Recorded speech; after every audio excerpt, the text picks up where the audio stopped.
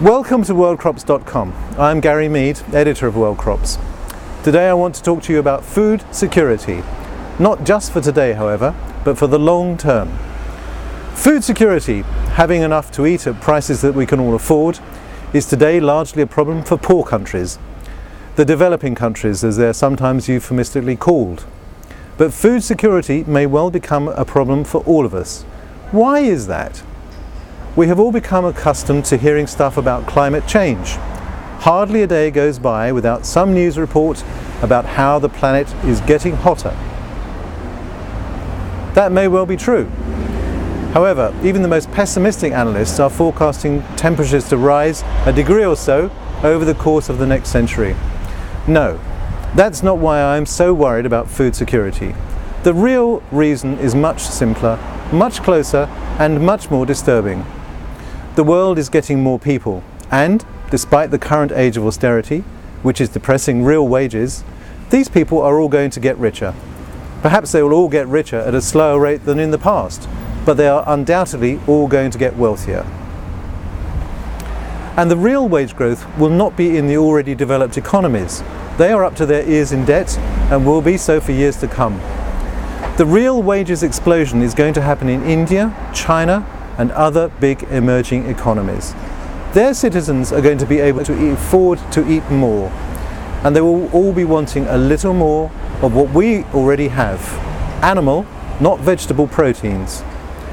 On current projections, the world's population in 40 years' time will be more than 9 billion people. That's 25% more people than there are today. Each year, China currently adds another 14 million people. That may not be sustainable. At the very least, it's not sustainable at current agri-commodity prices. One of two things has to happen to avoid famines and social chaos. We could grow more food. That's not impossible, but it will be very difficult at a time when available arable land is shrinking due to growing urbanization, desertification, and an increasingly inadequate water supply. But it's possible. After all, for each crop, the best producers globally are 100 times more efficient than the worst. Clearly, there's a lot of scope for improvement. If we can't grow more food, then the only alternative is demand rationing, which is just a nice way of saying prices will go up. What will actually happen? Probably a combination of the two. Somehow or other, the least productive farmers will raise their game. They will, thanks to technology and proper investment, start to produce more. And prices will rise too, as a way of encouraging us to eat less of what's most expensive, meat and dairy proteins, and a bit more of what is cheaper, vegetable proteins. Right now, the world needs to double its farming output just to keep pace with probable growth in food demand.